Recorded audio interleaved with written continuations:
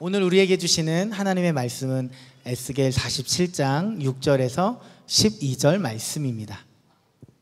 그가 내게 이르시되 인자야 네가 이것을 보았느냐 하시고 나를 인도하여 강가로 돌아가게 하시기로 내가 돌아가니 강 좌우편에 나무가 심히 많더라. 그가 내게 이르시되 이 물이 동쪽으로 향하여 흘러 아라바로 내려가서 바다에 이르리니 이 흘러내리는 물로 그 바다의 물이 되살아나리라. 이 강물이 이르는 곳마다 번성하는 모든 생물이 살고 또 고기가 심히 많으리니 이 물이 흘러 들어가므로 바닷물이 되살아나겠고 이 강이 이르는 각처에 모든 것이 살 것이며 또 이 강가에 어부가 설 것이니 엔게디에서부터 에네글라임까지 금을 치는 곳이 될 것이라. 그 고기가 각기 종류에 따라 큰 바다의 고기같이 심히 많으려니와 그 진펄과 개펄은 되살아나지 못하고 소금 땅이 될 것이며 강 좌우 가에는 각종 먹을 과실나무가 자라서 그 잎이 시들지 아니하며 열매가 끊이지 아니하고 달마다 새 열매를 맺으리니 그 물이 성소를 통하여 나옴이라. 그 열매는 먹을만하고 그 잎사귀는 약재료가 되리라. 옆에 분들 함께 인사 한번 하면 좋겠습니다. 여기서 보니까요, 여러분 얼굴들이 환하시네요. 아주 밝으신데요. 옆에 분들에게 마음껏 선물로 해주시면 좋겠는데요. 손을 이렇게 하셔서요, 이렇게 이거를 꽃받침이라고 합니다. 자, 한번 해볼까요? 네, 이렇게 받치시고 환한 얼굴을 옆에 분들에게 보여주시면서 꽃 받으세요 하고 인사 한번 하겠습니다. 자, 인사 한번 할까요? 네, 꽃 받으세요. 네, 아름답습니다. 네, 너무 아름답습니다. 여기서 보면 꽃들이 막 만개한 것 같아요. 정말 주님을 믿는 것은 기쁨인 것 같습니다. 정말 주님을 믿는 건 기쁨이에요. 주님과 함께 살아간다는 것은 기쁨입니다. 혼자 살다가 의식하지도 못하다가 주님이 함께 계신 게 의식하는 순간에 우리는 기쁨이 넘쳐옵니다. 그래서 예수님과 동행하는 사람들은 또 예수님이 함께 계신 것을 믿는 사람들의 삶은 다릅니다. 그리고 달라야 합니다. 오늘 우리 위드 지저스 주일로, 위드 지저스 데이로 함께 지킵니다. 지키는 이유는 단 한 가지예요. 우리가 누구냐 하는 거 확인하자는 거예요. 우리가 누구냐, 예수님과 함께하는 사람이지 하는 것을 확인하는 날이 오늘입니다. 우리가 누구냐, 못하는 사람이냐, 예수님과 동행하는 삶을 살고 그리고 주님을 알지 못하고 주님과 한 번도 만난 적 없는 그분들을 주님 앞으로 인도하고 그분들도 함께 주님과 동행하는 삶의 자리로 초대하는 그 일을 하는 것이 바로 우리죠. 이것이 그리스도인의 정체성입니다. 오늘 위드 지저스 데이로 지키는 이유는 그거 확인하자는 겁니다. 그거 확인해보고 함께 우리가 결단으로 나가자 하는 의미에서 오늘 함께 주일을 지킵니다. 이런 주님과 함께하는 사람들을 향한 주의 놀라운 언약의 말씀이 있습니다. 요한복음 7장 37절 38절 말씀입니다. 예수께서 서서 외쳐 가라사대 누구든지 목마르거든 내게로 와서 마시라. 나를 믿는 자는 성경의 이름과 같이 그 배에서 생수의 강이 흘러나리라. 아멘입니다. 아멘입니다. 우리 삶에 생수로 찾아오신 예수님께서 우리를 향해서 말씀하시는 거야. 목마르냐? 나에게 와라 하는 겁니다. 목마르냐? 나에게로 와라. 내게로 와서 나를 마시라 하는 것이 오늘 말씀입니다. 그러면 목마름이 해결될 뿐만 아니라 생수의 강이 우리 심령 안에서부터 터져나오게 될 것이다. 이것이 너의 정체성이야 하고 말씀하는 것이 이 요한복음 7장 말씀의 언약입니다. 이 말씀은 이미 우리 삶 가운데 이루어졌습니다. 그리고 이 말씀은 앞으로도 계속 이루어지고 확인되어질 것입니다. 생수를 만나면요, 해갈이 됩니다. 생수를 만나면 시원함을 얻습니다. 그런데 생수는요, 그냥 바라만 봐서는 해갈되지 않습니다. 반드시 생수는 마셔야 합니다. 마셔야 하는 거죠. 폭포수 같은 물이 내 앞에 떨어져도요, 마시지 않는 한 해갈되지 않습니다. 나와 아무 관계가 없습니다. 내 속에서 샘물이 터져 오른다 하더라도 내가 마시지 않는 한 그 물은 나의 물이 될 수가 없습니다. 와서 마시라 라고 말씀하시는 주님의 간절한 소망은 거기에 있습니다.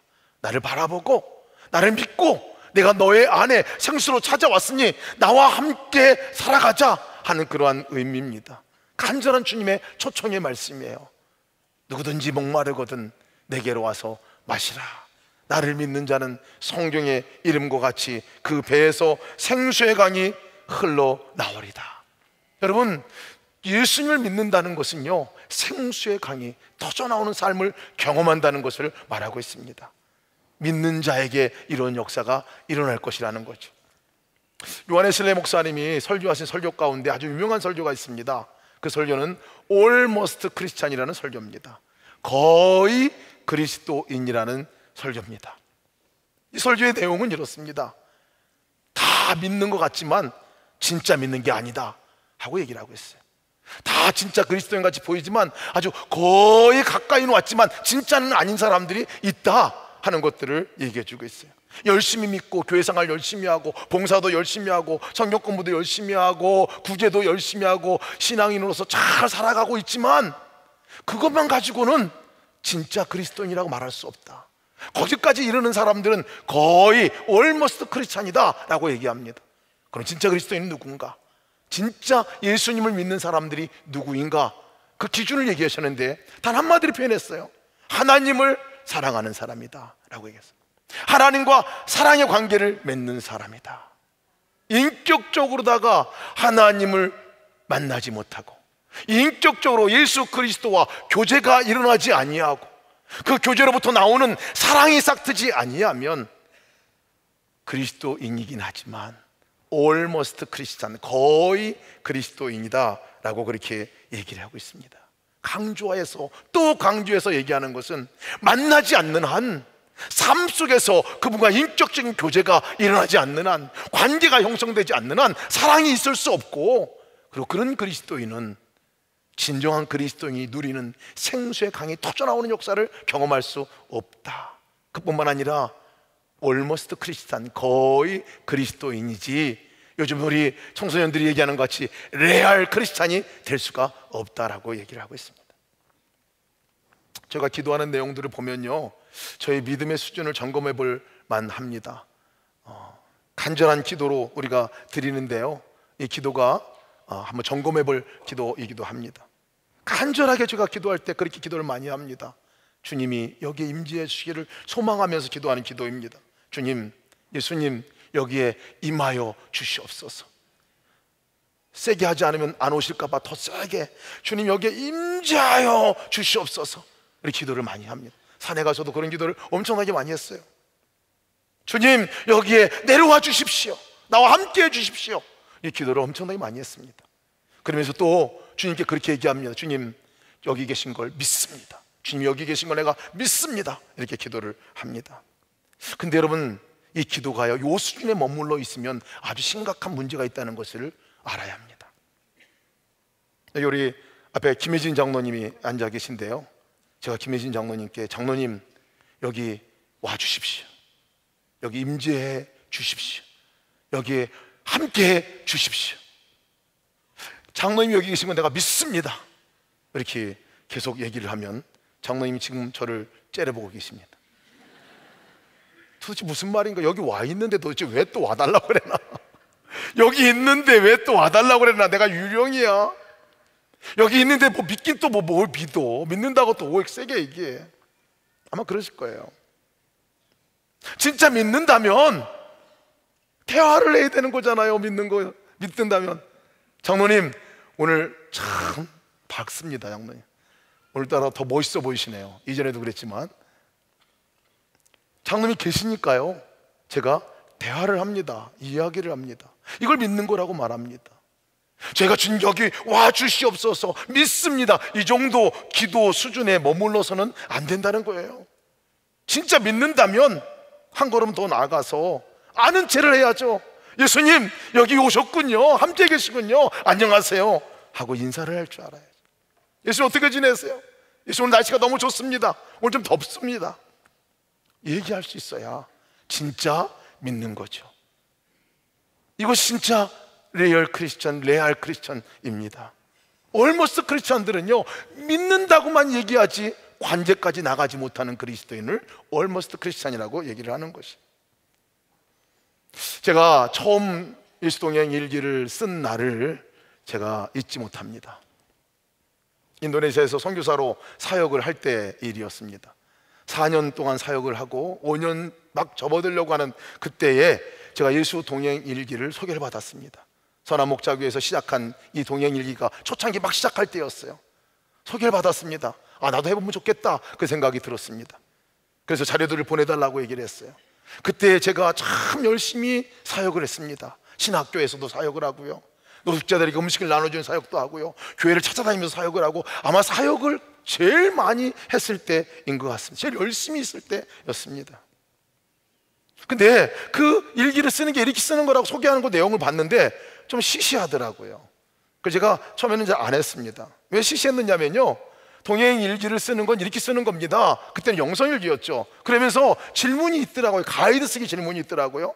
아침에 일어났을 때 주님 생각하셨습니까? 아침밥 먹을 때 주님 생각하셨습니까? 하루 중에 사람 만날 때 주님 생각하셨습니까? 일할 때 주님 생각하셨습니까? 부주 중에 주님 생각난 적은 언제입니까? 뭐 이런 질문들이거든요. 제가 보니까 너무 유치한 것 같아요. 아니, 당연히 주님 생각하고 살지. 예수님 믿고 살아가는 사람인데, 내가 주님을 위해서 죽겠다고 여기까지 온 사람인데, 주님을 사랑한다고 말하면 서러울 정도로 나 제 일이라고 생각하고 살았던 사람인데 뭐 그거 생각, 그 정도 뭐 유치한 질문을 해? 이렇게 마음을 먹었어요, 사실은. 그래서 덮어놨습니다. 그러다가 다시 동행일기 관한 부분들을 생각나게 해서 다시 피고 그날 저녁 때 시작을 했습니다. 한번 해봤어요. 질문을 다 배우기 시작했습니다. 아침에 일어났을 때 주님 생각하셨습니까? 아니요. 아침 먹을 때 주님 생각하셨습니까? 아니요. 사람 만날 때 주님 생각하셨습니까? 아니요. 다 아니요예요. 일할 때 주님 생각하셨습니까? 물론이죠. 일하는 게 다 주님의 일이었는데요. 신학교에서 학생들을 가르치는 일, 음식을 나눠주는 일, 사람들 만나 상담하는 일, 모든 일이 다 주님의 일이었기 때문에 당연한 거라고 생각해서, 더더욱이 예배 시간에는요 더더욱 당연한 거라고 생각을 했어요. 근데 하나는 점검해 봤습니다. 찬양할 때 주님 생각하셨습니까? 아니요. 찬양은 너무 은혜스럽고 소리내서 찬양을 하긴 했지만 주님 생각이 안 났더라고요. 말씀 들을 때 주님 생각이 났습니까? 교수님이 말씀을 전했는데 말씀이 은혜로웠어요. 감동이 됐습니다. 그런데 주님 생각이 안 났어요. 이럴 수도 있네. 기도할 때 그럼 주님 생각이 났습니까? 기도할 때는 제가 예수님 하고 의지적으로 주님을 향해서 내가 이름도 부르고 주님께 나가고 주님 생각을 했어요. 그때는 주님 생각이 났더라고요. 5분 정도. 하루 중에 다 따져봤는데 그 5분이 전부였습니다. 저희 때 음식을 나눠주는 사역들, 노숙자들에게 할 때에도 주님 생각 안 났어요. 적어도 주님 생각이 안 났다는 것은 적어도 주님과 아무런 관계가 없었다는 얘기 아니겠습니까? 충격을 받았어요. 선교사로 와서 사역을 하는데 어떻게 다 주님의 일인데 주님 생각은 안 날 수 있을까? 그때서야 비로소 제가 깨달았습니다. 왜 사역을 하면서도 그렇게 사역은 많이 하는데 내 안에 생수의 강이 넘쳐나는 듯한 이 기쁨은 없는가? 왜 삶이 즐겁지 않은가? 예수님을 믿고도 인격적인 만남이 없어서 그랬다는 것을 깨닫게 되었어요. 머리로는 알고 교리적으로는 알지만 관계적으로는 알지 못하고 그냥 사역만 하고 있는 저의 모습을 보았기 때문에 그렇습니다. 그러니 주님으로부터 주시는 생명의 역사는 적어도 나타나지 않았던 것입니다. 다음 날 더 잘할 거라 생각하고 결심하고 잤습니다. 근데 그 다음 날도 지나고 나 저녁 때 다시 점검해 보니까요, 그 전날보다도 형편없었습니다. 전날은 그나마 5분마저도 있었는데 그 다음 날은 신학교에서 예배가 없는 날이었어요. 기도도 그나마 못했습니다. 칼망이 생겼어요. 도대체 어떻게 하면 주님과 더 깊은 믿음의 자리로 나갈 것인가? 어떻게 하면 주님과 함께 동행하는 삶을 살아갈 것인가? 저 스스로에게 질문이 생겼어요. 그때 보내주셨던 책을 제가 읽었습니다. 그 안에 이성복 목사님의 이야기가 들어있더라고요. 여러분 잘 아는 이야기입니다. 늘 설교할 때나 신방할 때나 무엇을 할 때든지 오른손을 꼭 붙들고 이렇게 주먹 쥐고 다니시는 목사님. 그 이야기에 이렇게 적혀 있어요. 교인들이 목사님 어디 아프신가요? 왜 꼭 오른손을 쥐고 다니시나요? 나 예수님 손 붙들고 가는 거야 라고 얘기했다는 거예요. 제가 그 얘기를 읽는 순간에 이렇게 하면 되겠구나. 이렇게 하면 내가 내일부터 해보자. 그래서 그 다음날 아침부터요, 일어나자마자 매일같이 산책하는 길이 있었는데요, 그 산책하는 길을 걸을 때 아침에 일어나자마자 나가서 딱 손을 딱 내밀었습니다. 예수님 함께 가시죠. 딱 제가 예수님께 말씀을 드렸어요. 의식적으로. 이성모 목사님은 오른손을 붙들고 예수님의 손을 붙들었는데 왼손 붙들 것 같다 예수님. 제가 왼손 내밀으면 예수님이 오른손 붙들 것 같아가지고 왼손 내밀었어요. 예수님 함께 가시죠. 그렇게 얘기를 했어요. 근데 느낌이 다른 거예요. 어제도 주님이 거기 계셨고 그저께도 주님이 계셨고 그런데요, 제가 주님 적어도 그날 예수님 함께 가시죠 이렇게 얘기하니까요, 제 안에 상태가 달라졌어요. 주님이 계시구나. 가면서 제가 이야기하기를 시작했습니다. 예수님, 꽃도 너무 아름답게 폈네요. 나무도 어쩜 이렇게 금방 자랐어요. 사람들 보니까요, 사람들이 굉장히 많이 왔다 갔다 그래요. 근데 이상한 장면은 사람들이 몽둥이도 들고 가거나 어떤 사람은 골프채를 들고 가고 있더라고요. 그래서 제가 주님께 물었습니다. 예수님, 저 사람들 아침부터 왜 저렇게 골프채를 들고 다닐까요? 제 마음 안에 주님이 주신 것은 그 동네가 개가 많은 동네예요. 그러니까 예수님이 개가 무서워서 그런 거야 하는 마음을 주신. 제가 혼자 웃었어요. 그래가지고 웃었어요. 그렇게 하니까 너무 재밌어요. 이게 오는 길이 끝까지 그 길을 40분을 갔다 가는데, 어제도 간 길이고 그저께도 간 길이고 매일 다니던 길인데 그날은 너무나 다른 거예요. 달라진 것 가운데 하나는 제 마음이 달라졌고, 제가 예수님을 의식하기 시작했고 주님의 이름을 부르기 시작했고 주님께 대화하고 나니까요, 그 자리가 너무나 달라진 것을 느끼게 되었습니다. 집에 들어올 때도 제가 보통 좋은 아침입니다 하고 문 열고 들어가거든요. 이거 놓기 싫어가지고 주님께 물었습니다. 주님 뭐라고 그러고 들어갈까요? 평상시 하는 대로 해라. 그래가지고 제가 좋은 아침입니다 하고 들어갔어요. 들어서 아이들을 봤습니다. 아내도 함께, 아내와 가족들이 안에 있어요. 똑같은 가정입니다. 똑같은 환경이었어요. 근데 제가 달라졌어요. 손 붙들고 가니까, 의식하니까 주님이 그 자리에 계신 게 분명히 느껴졌어요. 왜 주님이 그전에는 없었겠습니까? 근데 그날 주님이 여기 계시구나, 주님이 여기 계셨구나 하는 것들이 너무나 느껴지니까요, 말하는 것도 달라지고 태도도 달라지더라고요. 너무나 신이 났습니다. 그날 저녁 때 제가 동행일기를 적었습니다. 아침에 일어났을 때 주님 생각하셨습니까? 예! 주님 손 붙들고 왔습니다. 예수님하고 이름 불렀습니다. 그때 너무 기분이 좋았습니다. 그날은 너무나 신이 나더라고요. 여러분, 혼자가 아니라 주님이 함께 계신 게 분명해지고 나니까 다르더라고요. 달라요. 보는 눈도 달라지고요. 성질도 고쳐지더라고요. 성질도. 다혈질적인 게 막 이렇게 훅 올라오는 뭐가 있다가도요, 예수님 하고 느껴지는 순간에 쑥 내려가더라고요. 일하는 태도도 달라졌어요. 맨날 열심히 일하는데 피곤하고 힘들었는데 주님이 함께 계시는구나, 주님이 함께 하는 거야. 놀라운 변화가 아닐 수 없습니다. 동행일기를 통해서 점검하게 되고요. 그런데 그렇게 큰 도전도 받고 그렇게 깨달음도 있었는데요, 제가 한 일주일 하다가 관뒀습니다. 한 6개월 쉬었어요. 그리고 한국에 돌아왔어요. 그리고 한국에 와서 다시 시작하게 됐어요. 시작하게 된 동기는 예수동행일기입니다. 예수동행일기를 원이니까 다 쓰는 거예요. 같이 쓰고 나눠보니까 다시 확인이 되는 거예요. 또 잊어버리고 지냈구나, 또 잊어버리고 지냈네, 또 깜빡하고 지냈네. 동행일기를 쓰니까요, 점검이 되더라고요. 확인이 되더라고요. 여러분, 생수의 강은 주님을 인격적으로 만날 때 비로소 흘러 넘쳐난다는 것, 이거 깨달았습니다. 생수의 강이 언제 터져나옵니까? 우리 안에 계신 주님이 언제 역사하십니까? 만날 때, 인격적으로 만남이 일어날 때, 교제가 일어날 때 생수 되신 예수님께서 우리 안에 이 생수를 터쳐주시죠. 우리를 변화시켜 주시고 우리 삶을 바꿔주시는 것을 경험하게 됩니다. 나를 변화시키지 못하는 복음은 복음이 아니다. 순회 선교단의 구호입니다. 맞습니다. 주님이 내 안에 오셨는데 변화되지 않는다면 점검해 봐야 합니다.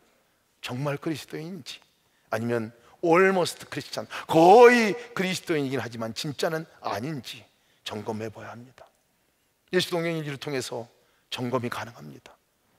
그래서 예수동행일기를 써보자고 권면 드리는 거이기도 합니다. 오늘 읽은 에스겔서 47장 말씀 읽을 때마다 막 가슴이 뛰지 않습니까? 너무 흥분되는 말씀이에요. 요한복음 17장 말씀이 그대로 이루어지는 것이 어떻게 이루어지는가를 아주 그림으로 보여준 장면이 에스겔서 47장 말씀이기 때문에 그렇습니다. 성전에서 물이 흘러나옵니다. 처음에는 정말 보잘것없는 물입니다. 근데 이 물이 쫄쫄쫄 흘러나오더니요, 저 한 500m쯤 가서 보니까요, 한 발목쯤 정도 오는 높이로다가 물이 많이 늘어났어요. 500m쯤 더 가보니까 무릎쯤 되는 물로다가 이렇게 늘어났어요. 500m 더 지나고 나니까 한 허리쯤 오고, 500m 지나니까 물에 잠길 만큼, 사람이 잠길 만큼, 헤엄칠 만큼 물이 그만큼 번져나갔다는 것을 얘기하고 있어요. 와, 이거 말씀 들으면서, 야, 그렇구나. 은혜는 막 퍼져나가는 거구나. 생수는 막 퍼져나가는 거구나. 흘러나가는 거구나. 근데 우리 삶은 더 풍성해져 가는구나 하는 것들을 깨닫게 되는데요, 이 장면이요, 이 물이 흘러갑니다. 가만히 머무르 있지 않고 흘러갑니다. 흘러가는데 이 물이 어디까지 미치냐면 광야에 미친다고 성경은 얘기하고 있어요. 광야에 미쳐서 그 사막, 생명이 없는 그 땅에 물이 들어가니까 생명이 살아난다 라고 말씀하고 있는 거예요. 사해바다, 아라바 해입니다. 그 아라바는 죽은 바다예요. 아무것도 살지 못합니다. 근데 그곳이 들어가서 물이 들어갈 때, 그곳에 생수가 들어갈 때 그곳이 살아나는 물이 되고 생수가 되고, 그 안에 물고기도 살아나고 좌우에 생물들이 살아나고 채소가 살아나고 나무들이 우거지고 새들이 지저귀는 장으로 그곳으로 바뀌어지게 된다 하는 환상의 말씀입니다. 여러분, 이 환상이 이미 우리 가운데 이루어진 거 아십니까?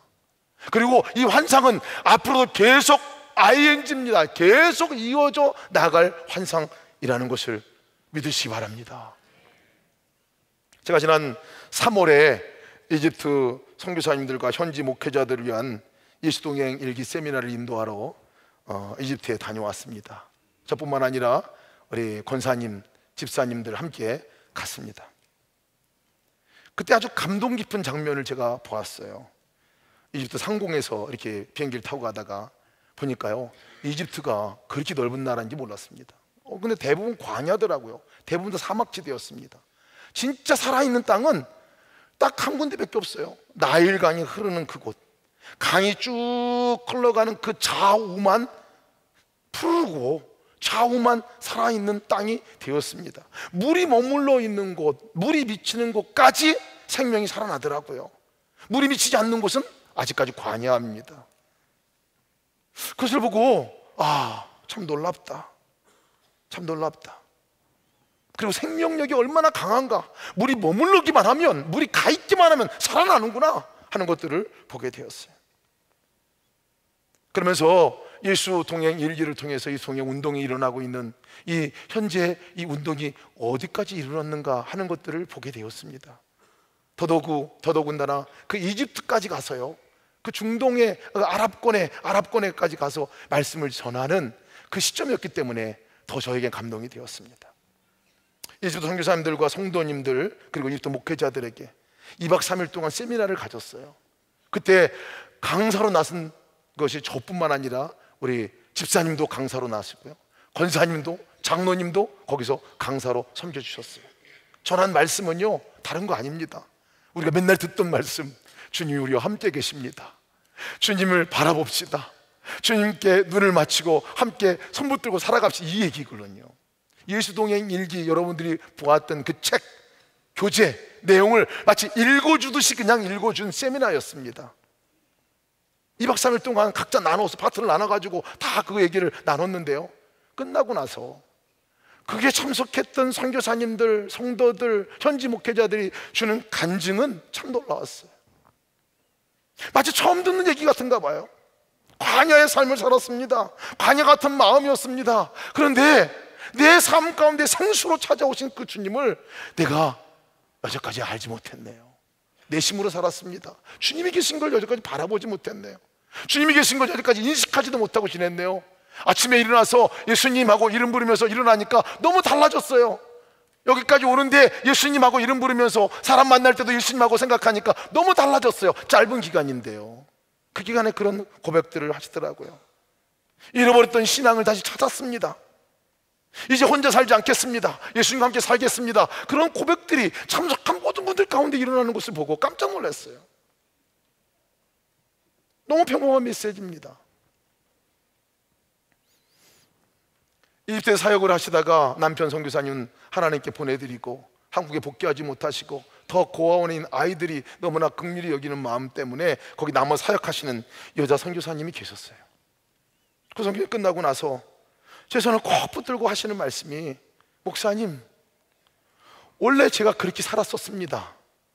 주님과 동행하는 친밀한 교제 가운데 살았었습니다. 그런데 어느 순간부터 잊고 살았습니다. 어느 순간부터 주님의 손을 놓고 살았습니다. 근데 목사님, 정말 그래야만 했습니다. 그래야만 했습니다. 그래야만 했습니다라고 얘기하시는데, 주님과 동행해야만 했다는 이야기를 계속 표현을 하셨습니다. 이집트의 목회자들도 5개 교단, 5개 교단에서 목사님과 평신도 대표들이 참석을 했었습니다. 세미나 후에 최초로다가요, 아랍어로 쓴 동행일기 쓰신 분들이 생기기 시작한 겁니다. 아랍어로 쓰여진 동행일기입니다. 그 중에 콥틱교회 평신도 대표 조지 형제가 간증하는 간증을 들었습니다. 얼마나 감동이 됐습니다. 저는 오랫동안 예수님을 믿었지만 때로는 아주 습관적으로 기도했고 주님이 나와 함께 하심을 느끼거나 그분의 임재를 늘 경험하지는 못했습니다. 하지만 지금은 매일 예수님과 이야기하고 교제하며 길을 갈 때나 누구를 만날 때도 그분을 느낍니다.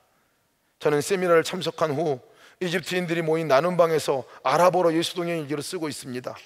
하루 동안 주님이 저를 어떻게 다루셨는지, 하루를 지내면서 겪은 긍정적이거나 부정적인 경험, 주님의 임재하심을 기록합니다.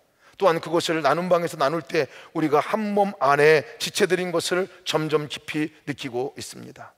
저는 주님의 은혜로 제 삶의 많은 부분을 변화시킨 이 세미나의 자료들이 아랍어로 번역되기를 기대하고 있습니다.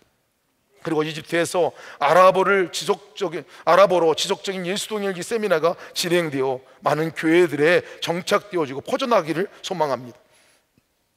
그것은 정말 이집트에 있는 많은 사람들에게 대단한 복이 될 것입니다. 세계 열방 가운데 예수동행 일기 세미나를 섬겨주신 예수동행 운동팀에게 감사드립니다. 그들은 예수님과 동행하는 것이 그리스도인에게 얼마나 중요한지를 전해 주었습니다. 여러분들이 받으신 저널 안에 소개되어 있는 간증문이기도 합니다. 이집트 분들과 나눔방을 만들어서 동행일 같이 쓰면서 주님과 동행하는 삶을 경험하고 있습니다. 어떻게 이집트 분하고 함께 동행일기를 쓰냐고요? 다국어 버전이 생겼습니다. 다국어 버전, 어플을 새롭게 업버전하면서요, 모든 나라 언어로다가 다 볼 수 있도록 되어졌습니다. 번역기가 돌아가요. 그래서 제가 쓴 일기를 그분도 아랍어로 읽을 수 있고요, 아랍어로 쓴 그분의 일기를 제가 한국어로 읽을 수가 있습니다. 처음 이 예수동행 운동이 일어날 때 정말 쩔쩔쩔 흐르는 물과 같았습니다. 동행 일기를 쓰는 분들도 더더군다나 적었습니다. 예수님과 동행하는 삶이 중요한지도 알고 인식하는 것도 더더욱 적었습니다. 그런데 9년이 지나가면서 지금 돌아보면요, 폭발적인 하나님의 역사를 보게 됩니다. 동행 일기를 통해서 함께 동행 훈련을 하려고 시작하신 분들이 9만 6천 명이나 됩니다. 매달 1200명씩 늘어납니다. 지난해만 해도 18,000명이 등록을 했습니다.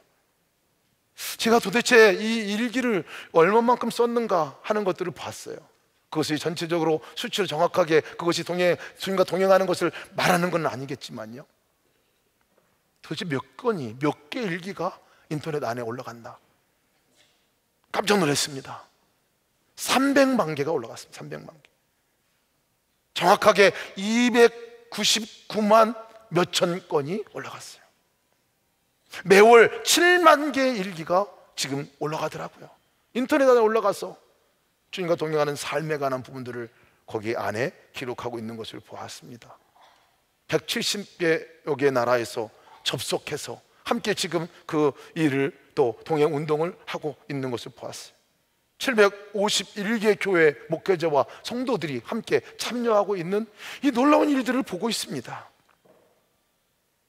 어찌 보면 한 사람, 예수 동행일기를 처음 시작하자고 하셨던 분이 유기성 목사님 시작한 이 동행일기인데요, 아마 이렇게까지 확산될 거라고는 그 전에 생각도 못했을 것입니다.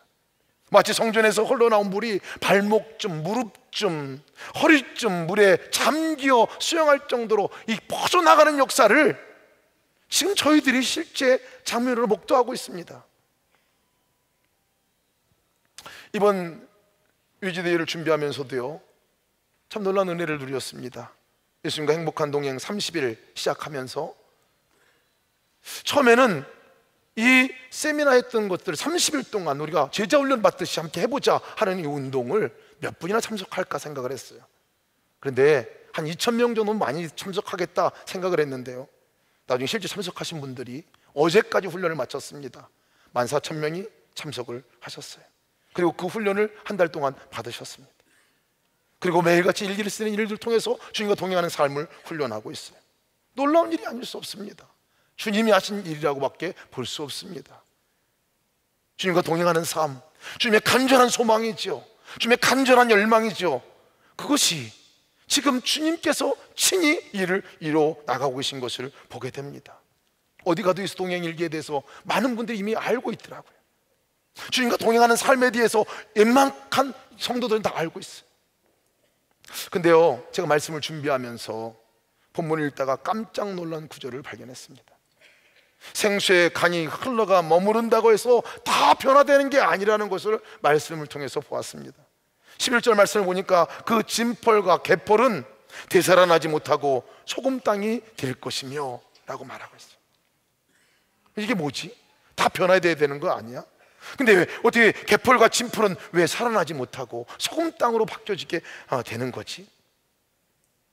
한번 보니까요, 진펄과 개펄은 물이 있지만 진흙과 함께 섞여 있습니다. 혼합되어 있어요. 혼합되어 있어요. 물이 침투하기가 어렵습니다. 물은 물인데 혼탁한 물이에요. 생수가 아니에요. 다른 거 꼭 섞여 있습니다. 들어가기가 어렵습니다. 어중간하게 믿는 신앙 삶을 보여주는 것 같습니다. 가장 불쌍한 사람이요, 제가 나일강 그 강줄기의 좌우에 아름답게 펼쳐나가는 그 녹색 푸르게 우거진 살아있는 땅을 보고 광야를 보면서 제일 불쌍한 사람이 누군가 보니까요, 그 경계선상에 있는 존재가 가장 불쌍한 것 같아요. 여기까지 물이 왔어요.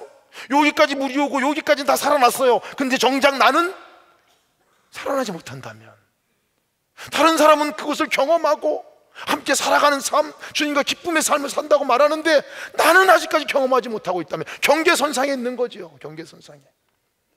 참 불쌍하겠다, 그러지 말아야 되겠다 하는 생각을 갖게 됩니다. 주님이 우리 가운데 임재해 있지만, 이런 광야도 바뀌고 사해바다도 살아나지만 물이 들어와 있는데도 불구하고 진펄과 개펄과 같은 마음이라면 누리지 못한다는 것이죠. 주님이 계신 것에 대해서 내가 의식적으로, 의지적으로 반응하고 주님을 찾고 주님의 이름을 부르고 주님과 관계를 맺으려고 나가지 않는 한 절대로 우리의 삶은 바뀔 수가 없다는 것을 얘기해 주고 있습니다. 주님이 우리 안에 계십니다. 주님이 우리 안에 생수로 와 계세요. 바라보기만 하면 터져 나오는 것이죠. 주님께 손을 내밀기만 하면 그분이 우리 손을 잡고 함께 가시는 거죠. 왜 우리가 혼자 인생을 살아가려고 하는지, 왜 주님 없이 혼자 인생을 살아가려고 하는지 모르겠어요. 주님 와서 나 여기 있다는 거예요. 나를 마시라는 거예요. 내 손을 붙들라는 거예요. 내 이름을 부르라는 거예요. 삶의 현장에서, 교회에서만이 아니라 삶의 현장에서, 가정에서, 직장에서 그렇게 부르라는 거죠. 그럴 때 우리의 삶이 살아나고, 그리고 나의 삶이 살아나는 것을 통해서 내가 있는 그 자리가, 주님과 함께한 내가 있는 그 자리가 생수의 강이 되어서 거기 있는 사람들이 살아나는 역사가 나타날 것이라고 분명히 말씀하고 있는 거예요. 주님과 함께한 사람이 있는 그 자리가 가정이 되면 가정이 살아나는 줄 믿으시기 바랍니다. 그것이 직장이면 직장이 살아나는 역사가 나타날 것입니다. 우리가 있는 자리가 생수의 강이 흘러가는 자리가 되어야 되지 않겠습니까? 열방 있는 교회들이 어떻게 살아날 수 있겠습니까? 주님과 함께하는 사람이 그 자리에 가 있으면 살아나는 거예요. 왜? 생수니까. 왜? 주님이 일하실 것이니까. 이 일을 주님께서 우리에게 시작하셨습니다. 우리에게 맡겨주셨습니다. 선한 목적에 맡겨주셨어요. 이제까지 그 일들을 하나님께 감당케 하셨어요. 앞으로도 그 일을 계속해 나가게 하실 거예요. UGM이라는 우리 UGM, 예수님과 동행하는 사람들이라는 이 단체를 통해서 또한 주께서 위임하고 맡겨주셨어요. 이 일은 계속해서 해나갈 것입니다. 주님 오시는 그날까지 해나갈 것입니다. 여러분과 우리 교회가 이 사명을 온전히 감당하시기를 주님의 이름으로 축원합니다. 함께 기도하겠습니다. 은혜와 사랑이 풍성하신 하나님, 우리 삶에 찾아와 주셔서 감사드립니다. 광야 같은 곳, 사해바다같이 죽어있는 영혼을 찾아와 생수의 강이 되어주셔서 살려주시니 감사합니다. 생수 되신 주님을 마시게 하여 주시옵소서. 우리 가정을 살려주시고, 우리 직장을 살려주시고, 한국교회를 살려주시고, 열방의 교회와 민족을 살려주시옵소서. 생수의 강이 미치는 곳마다 사는 역사가 나타나듯이 선한 목자기를 통해서 또 온 성도들을 통해서 이 생수의 강이 계속 흘러가 살리는 역사에 온전하게 쓰임받게 하여 주시옵소서. UGM을 사용하시옵소서. 예수님과 동행하는 사람들을 사용하셔서 예수님과 동행하는 성도와 교회가 일어나는 이 새 부흥의 역사를 일으켜 주시옵소서. 감사드리며 예수님의 이름으로 기도드리옵나이다. 아멘.